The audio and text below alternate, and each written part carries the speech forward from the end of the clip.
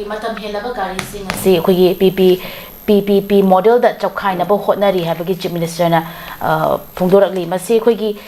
ꯀꯩ ꯍꯥꯏ ꯃꯅꯤꯄꯨꯔꯗ ꯑꯩꯈꯣꯏꯒꯤ ꯔꯣꯗ ꯁꯦꯐꯇꯤ ꯁꯥꯐꯅꯕꯒꯤꯗꯃꯛꯇ ꯑꯃꯗꯤ ꯄꯥꯏꯈꯠꯄ ꯊꯧꯔꯥꯡ ꯑꯃ ꯑꯣꯏꯅ vehicle scrapping policy ministry of road transport and ꯍꯥꯏꯋꯦꯁꯅ ꯑꯌꯥꯕ ꯄꯤꯔꯛꯈ꯭रे ꯍꯥꯏꯕ ꯋꯥꯐꯝꯅꯤ ꯑꯣꯖꯥ ꯃꯁꯤ ꯑꯩꯈꯣꯏꯒꯤ ꯁ꯭ꯀ꯭ꯔꯦꯞ ꯄꯣꯂꯤꯁꯤꯁꯦ ꯑꯩꯈꯣꯏꯒꯤ ꯇꯉꯥꯏ ꯐꯗꯦ ꯍꯥꯏꯅ ꯂꯧꯕꯤꯕ꯭ꯔꯣ ꯑꯣꯖꯥ ꯁꯥꯏ ꯃꯇꯥꯡꯁꯤ ꯀꯃꯥꯏꯅ ꯊꯝꯕꯤꯅꯤꯡꯉꯤ ꯆꯨꯝꯃꯦ ꯍꯧꯖꯤꯛꯀꯤꯗꯀꯣ ꯑꯩꯈꯣꯏꯒꯤ ꯃꯅꯤꯄꯨꯔꯗ ꯁꯝꯅ ꯍꯥꯏꯔꯕꯗ ꯑꯩꯈꯣꯏ ꯃꯅꯤꯄꯨꯔꯗ ꯂꯩꯔꯤꯕ ꯑꯩꯈꯣꯏꯒꯤ मसी स्क्रैप पॉलिसी का तय वाज नते स्क्रैप बिजनेस से हम चाहो बिजनेस ने को मणिपुर इशू स्क्रैप बिजनेस हम चाहो स्क्रैप बिजनेस चाहो है बगी कनो से एग्जांपल से कनो है गंदा कोई की हेंगबुंग द लेबा स्टील की फैक्ट्री में ले से मसी फैक्ट्री से 90% स्क्रैप अमदी मिक्स आयरन ओर है तारे मधुना चलाएगा स्टील से पुतोपने लोगे को अदा मसी मसी की फैक्ट्री से मसीना 90% अखोई मणिपुरी स्क्रैप से योट की वेब स्क्रैप से कंज्यूम तो दो माले मरमदी स्टील रिस्ट्रक्चर तो होगा ना मधु स्क्रैप सिंग जी चंगी है ताई को अदा अखोई से स्क्रैप की वेब गवर्नमेंट की पॉलिसी ले तब नीना स्क्रैप की क्या तो बंद तमदा समना है गाड़ी में डिसमेंटल तो होगा मधु रीसेल तो मतमदा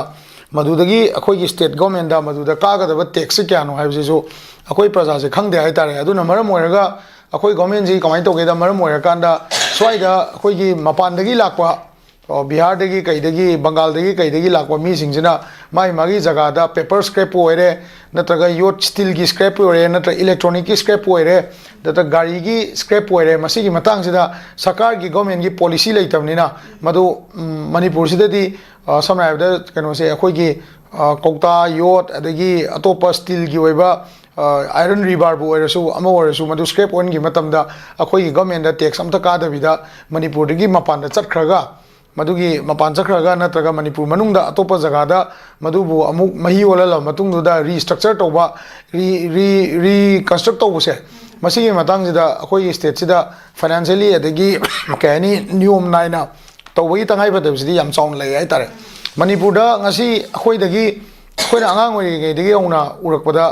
अखोई कनोगी स्क्रैप की ओइबा पोट सिदा योट मतेक ओइगेरा कौता ओइगेरा अदगी बोतल बु ओइगेरा लिगली बु ओइगेरा ग्लास ओइगेरा प्लेट्स ओइगेरा एनीथिंग की रेट से ngसाइगी मधुदा तौरिबा बिजनेस तौरिबा मीदुना लेपे मखोइना कमाइना लेपके हाय मतमदा होजिकी कनो स्क्रैप सिंगजी मणिपुरदगी पुथोकपा मतमदा लंबी द पुलिस ना पैसा क्या लवी नारो ना पैसा क्या लवी अदगी रोड टैक्स ता क्या चखी समना है अदगी